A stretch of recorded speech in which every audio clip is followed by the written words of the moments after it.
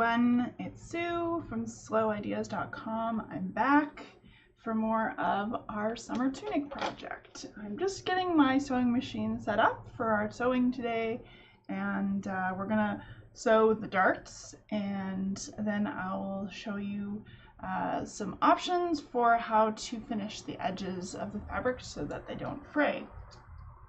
I'm going to actually use just my sewing machine on this because I know a lot of you don't have sergers at home, so it wouldn't be that fun for you if you saw me doing serger stuff and you don't have one. So I'm going to do a non-serger option today, although doing the serger is fun and great if you've got one. So just setting things up, I've just wound a bobbin here on my machine. Let me just actually change this so you can see my machine as well. There we go. So you can see some of it down there and some of it up here a little bit. The lighting's a little funny, but amateurs. So yeah, I've loaded a nice full bobbin with the black thread that I'm going to be using, and I've chosen to use a universal needle. This is a woven fabric, so I don't need a stretch needle.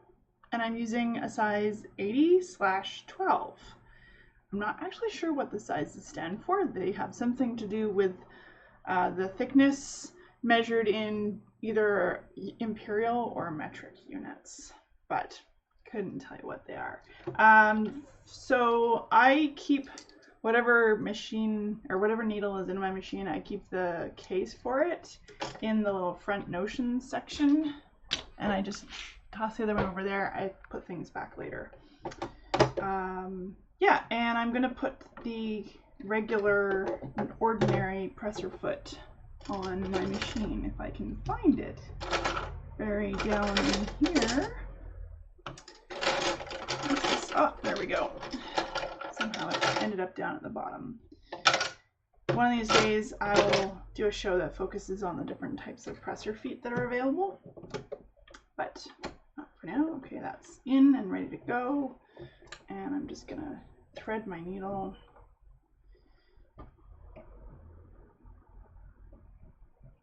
It's kind of tricky actually with this phone in the way to get to the camera, but anything for you, my darlings. Okay, there we go. And now I'll just pull up the bobbin thread, pull it out, and put it towards the back. Okay, and I'm just going to set my machine to be 2.5mm long stitch, 0 width, and a straight stitch. That's what I need, and I've got my scissors, my little clippers ready for when it's time to clip my threads. Okay, so I need to do the darts of my front. The other thing I need is my iron heated up. So I'll push the computer back out of the way. If you have any questions as we go along, feel free to throw them in the chat window on the side here, because I can see them as you're going along, and then I can answer your questions. Okay, so this is linen, so I'm actually going to turn my iron on to linen. So often I will have my sewing machine set up over on my dining table, but because I want the cameras all together here, I haven't. I've got it all here. Oh, and I need a pin cushion to put my pins in. Here we go. All right, set that right to the side. Okay, we're good to go. So I'm just gonna take the pins off of the, or take the pattern off of the pattern front. And I marked all of the pattern markings last night. So now I have my 2 darts. Let's see if you can see it on the sewing machine cam. Yeah, you kind of can't have. So I have these lines here. So what I'm going to do is I'm going to fold them together at the edge so that the lines match up. And then I'm going to hold the point of that dart, and I'll just sort of press it a little bit in the fold with my fingers. Linen is really easy to use. It's a great, especially if you got like a linen blend, so there's some cotton or even some polyester in there, because you can sort of fold it with your fingers and it'll hold, and it's just a really nice stable fabric to work with. It does wrinkle if it's pure linen, or the more linen in it, the more it wrinkles when you're wearing it, which is, yeah, a drawback, but sometimes it's worth it to have a nice light garment. So now that I've pinned it in place, I'm going to press that edge. My machine isn't quite up to temperature yet. It's still flashing at me. Oh, beep, there it is. So I'm just pressing within the dart. I don't want to press past the end, because then I'm pressing a crease into the dart and it'll point to my boob and make it funny. So that's going to hold really nice. Working with slippery fabrics is, it makes it hard to do darts because it really wiggles all over the place, and that's annoying and hard if you're a beginner. So when you're sewing darts, you start at the outer edge, and just kind of like any seam, you are going to make sure you're not going to sew over any pins. And so I'll get those out of the way and just sort of pin them to the side. And I'm starting a couple of millimeters in from the edge of my fabric. I'm going to hold my threads and lower the needle, and then I'm going to take a couple of back stitches right off the bat. And then I'm going to follow this line that I've drawn all the way to my point. And I want to actually, in this case, stitch right to the edge of the fabric. I'm not getting my hands up in there. This is the one case where I am actually following the straight line to the needle, and I can't follow the edge because it's a diagonal, as you can see here. Let's see if I can move this out. Oh, you can see even better.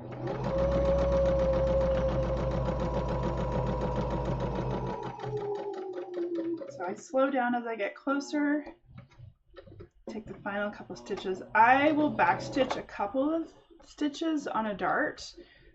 Some teachers will tell you that you should never backstitch on a dart because it adds extra bulk to it.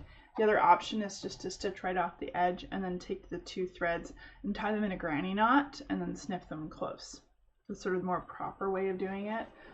But a couple of back stitches work too, and then I trim close to the end, and then I come back here and I trim these threads as well.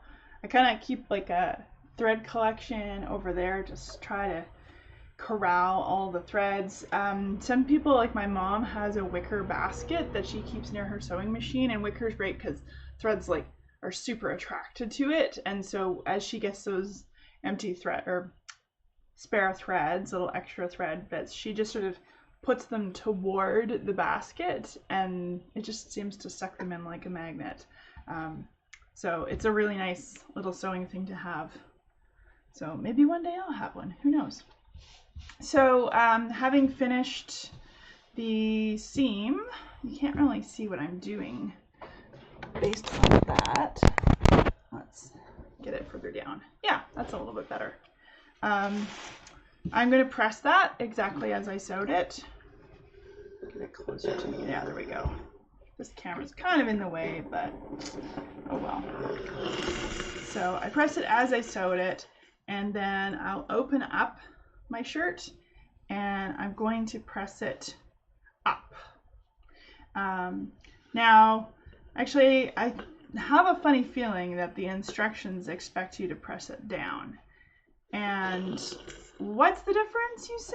Well, on the right side, whichever direction you press it, you can kind of, well, you can't really see it on this, but if you're sewing along and you have a garment in front of you, what you'll find is that the direction that you've pressed the seam, there's sort of a bump, and then the shadow either points up if you've pressed the dart bits down, or if I press the dart bits up, then the shadow points down. I can tell from the way that this pattern was cut or planned that they want you to press the dart leg down, because that will meaning that this extra triangular bit here will line up with the rest of the fabric. So I'm not going to argue with that.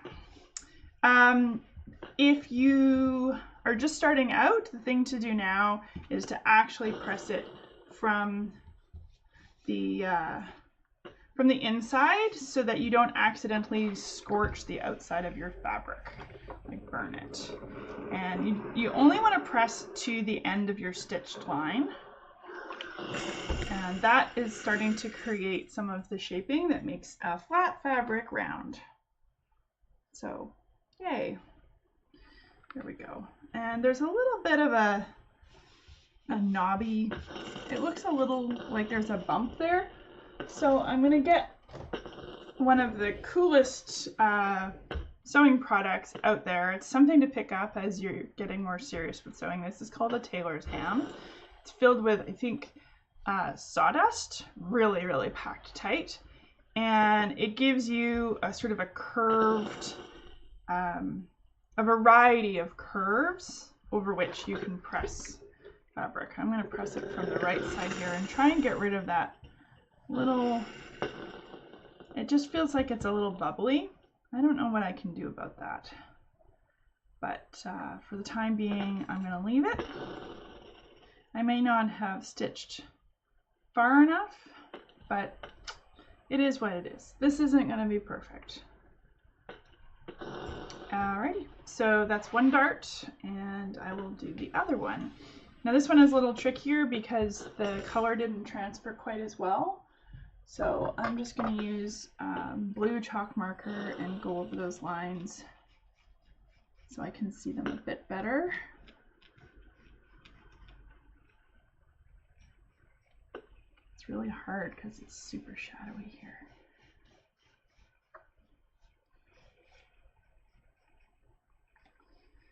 Okay, and I'm going to hold the end and the point and the end, and I'm going to flip it around and fold it over and try to get the ends of the lines lining up,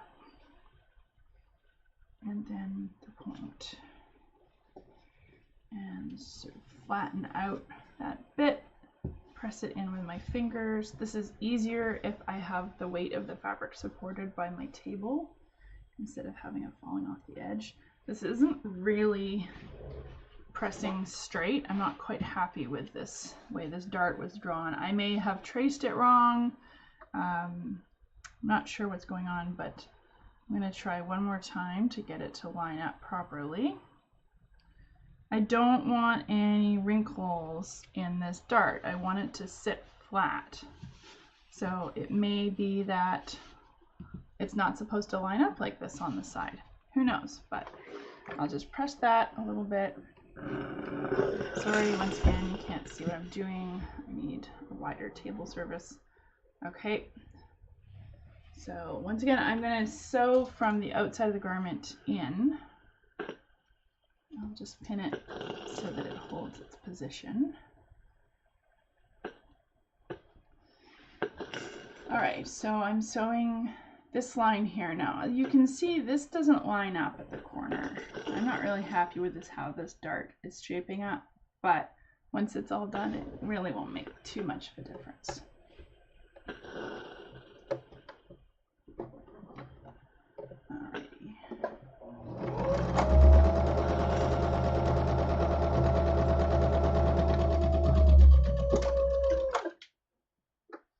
Okay.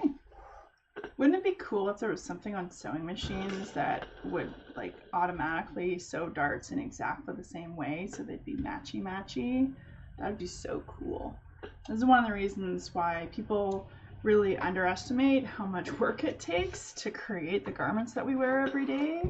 Anytime you see a dart in your clothing, the little sort of semi-seam, I'm not wearing clothing with darts in it right now, but anytime there's this little seam that takes out some of the volume of a garment, you know that someone has put that in by hand.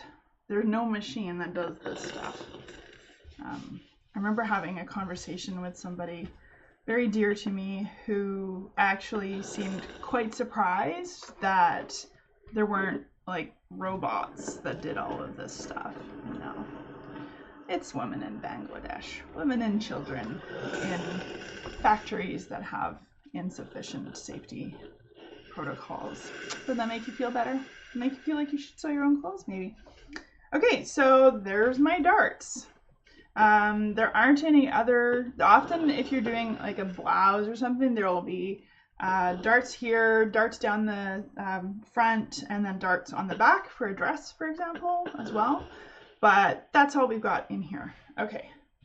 Another thing I know I'm probably going to need to do, because I've got this point here, is I'm going to need to do something called stay stitching. I'm actually going to get the instructions for this pattern out now. There's a concept, and make sure I haven't missed any steps. Went ahead and highlighted those instructions and then just, abandon them. It's because I mostly know what I'm doing, but we'll just make sure I'm not making any huge mistakes. So, all right. They have you apply the interfacing and then, do a stay stitch on the front and back neck edges, a 1/2 inch from the cut edge in the direction of the arrows. So the arrows go from the point up and from the arm or the shoulder seam into the middle. Now, why would that make a difference, you wonder? Well, I watched a video once that sort of explained that to me, and I'm going to try to do the same thing here. So when you're sewing with fabric that has a grain, if the edge is diagonal and you're sewing along it, you're either sewing sort of into the fabric and picking up more stitches, or you're sewing so that stitches are dropping off away from your line of sewing. And as much as possible, you want to let stitches drop off instead of trying to collect them under your stitching. It avoids things puckering and creating extra tension and stuff like that. It just lets your fabric go easy.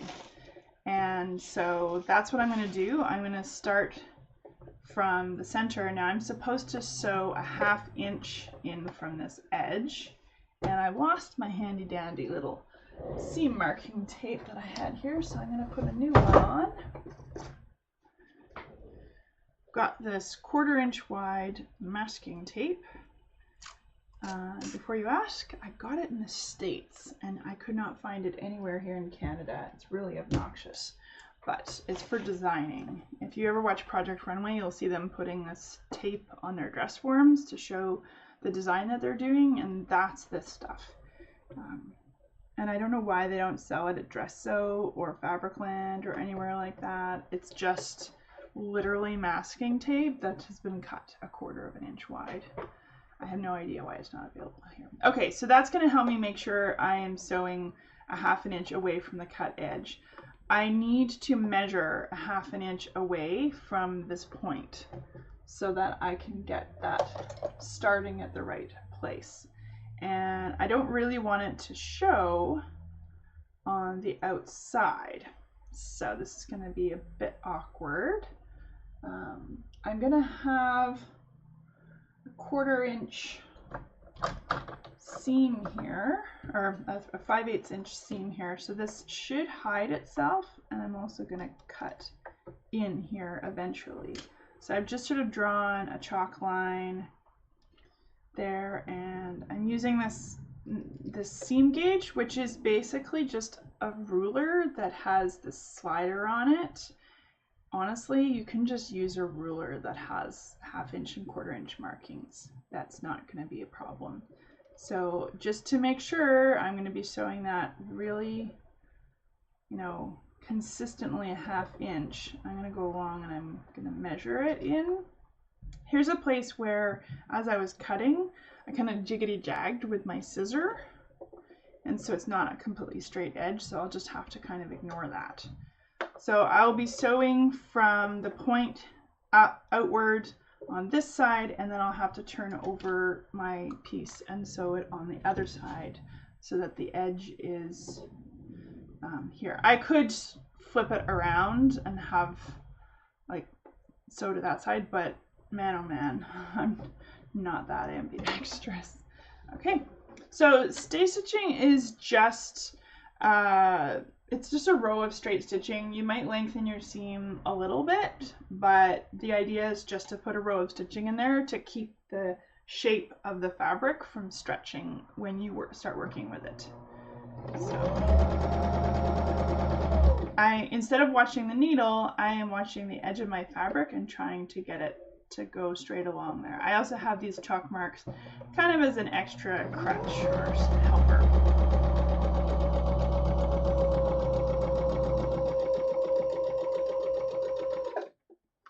I don't have to backstitch stay stitching at the edges because it's not holding anything together. Okay, so as I said, I have a couple of options. I could either try to sew it like this and eyeball that side, or I can turn it over and sew on the side that I'm kind of more used to sewing on, which is what I'm going to do. Now I need to start at the same point where that left, although that's not in the center. So I think I'll just try to mark. Where's my gauge here? I'm going to mark this line as well, just so I have a bit of a guide for myself. There, that should do it. Okay.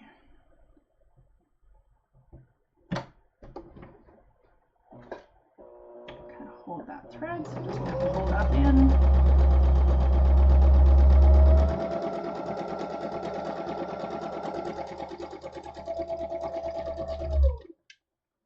Okay. There we go. There's my stay stitching for my front piece. And now I need the back piece. There's a collar, there's another collar. Here's my back piece. Ooh, what I need to do actually is I need to sew this center seam. I have not sewn the center back seam yet. I wanted to sew it and then I can treat it as one piece. So I'll just take the pins out that I had in there.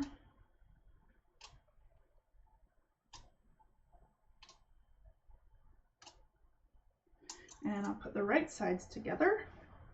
And that means that the pretty printed side that I want to have showing on the outside of my garment, that's the right side. And almost always you want to put your right sides together. Actually, I just realized on this, because I really don't want this fraying, I'm going to do something. Well, I'm going to show you French seams.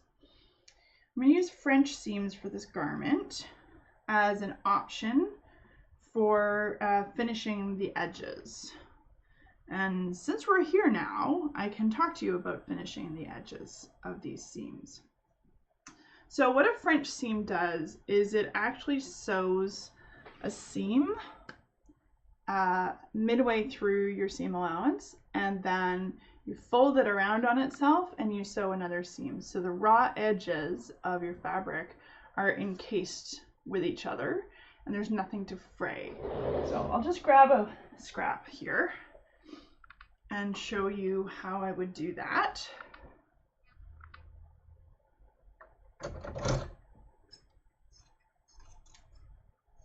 Okay, so a standard seam would be sewn right sides together like this, and I would move my tape guide to 5/8 of an inch. There we go.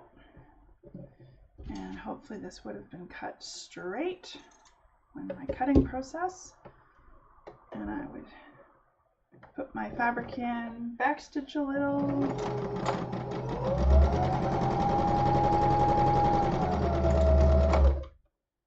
And that would be my seam. I would press it as sewn. a little steam, and then I would press it open. I would take it like this, press it open with my fingers. Okay, there's your basic seam. Now, the problem with this is that as you wear this or as you put it in the wash, these bits here are going to start fraying and coming apart. And this is a fairly loose weave fabric, pardon my steaming. And it'll unravel and it'll get to that seam probably within 3 or 4 washings and fall apart. And I don't really want that. There's some traditional ways of finishing a seam, and one of the easiest is to do a zigzag stitch across the seam allowance.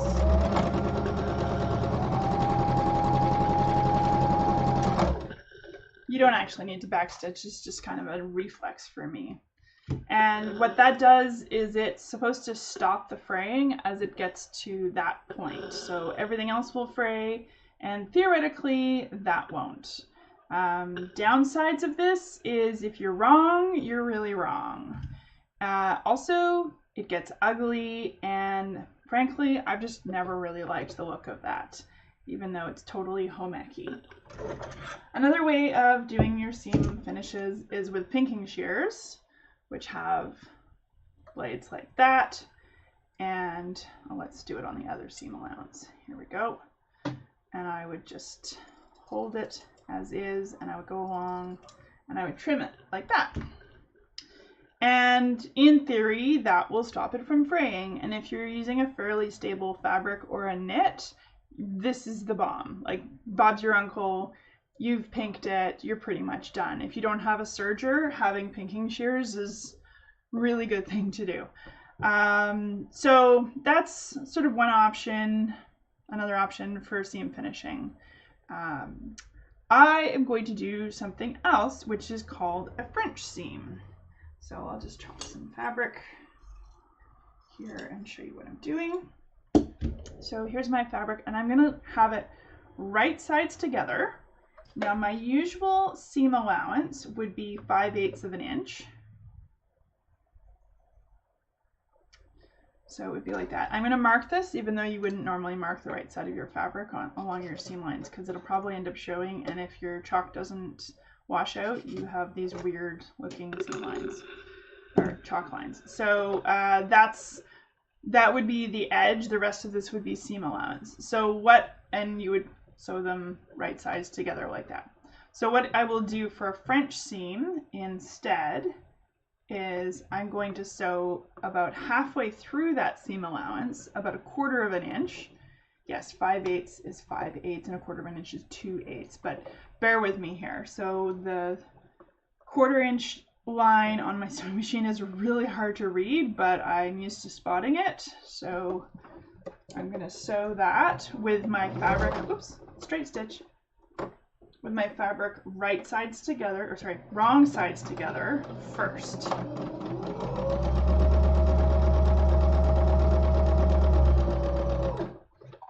Okay, so I've used up half of the fabric in my seam allowance, and now I'm going to press that. There. And then I'm going to press the layers open and press the seam allowance to one side. So flattened out, it looks like that. And then I'm going to, once again, fold it back on itself and press that. And now I am ready to sew another sort of 2.5 to 3/8 in from my from this new edge. 3/8 maximum, because that's the 2 plus the 3. Really better to sort of aim for 1/4, because what's actually happened is some of that extra fabric you had in that 5/8 is used up in the fabric turning. It's called the turn of cloth. There's a technical term. So I'm going to sew along again, try to get 1/4 of an inch. Actually, before I do that, the other part of the French seam is I usually want to trim this to a 1/8 inch. Pretty narrow tolerances here. You gotta have pretty steady hand on the scissors. So I'm going to turn that inside, and now I'm going to sew another 1/4 of an inch seam allowance.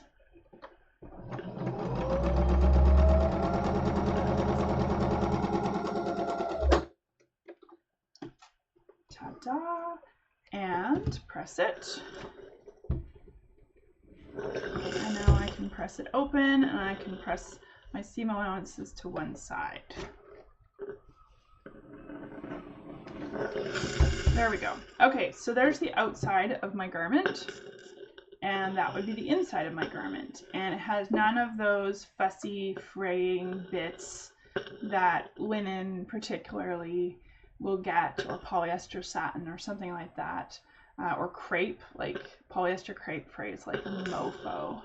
It's such a pain in the butt, but it makes such lovely garments sometimes. So this is a French seam, and it very neatly encloses the raw edges of my fabric. And if you don't have a serger, this is actually a really neat and tidy way to finish the seams on your garment. It is more difficult to do a French seam allowance on a curved thing. I have done French seams on the curve of a sleeve. It's tricky, but it's doable. It's mostly done for straighter seams. So yeah, there's a French seam. So that's what we're going to do on this garment. And that's actually kind of the last thing that I was going to demonstrate on today's broadcast. We've already been about 40 minutes or so. I don't need to show you all of the stitching because I've just demonstrated the seam allowance, but I am going to be sewing together the center back, and then I'll do the stay stitching on the neck edge, like I said I was going to do, as per the instructions. And then I'll be sewing together the shoulder seams. And then the next thing it has me doing is putting in the collar. So, tomorrow night, 7:30, make your joyful noise at 7 o'clock for essential services workers. And then come and join me at 7:30, and I will be working on putting the collar on to this. I'm so excited. That's when it'll start really looking like a garment. Apparently on this project, as per the instructions, you do the side seams last. Who knew? So thanks very much for joining me and watching tonight. As always, 7:30 tomorrow night. Feel free to write questions in the comments, or you know, send me a message somehow. And yeah, thanks very much, everybody. Bye-bye.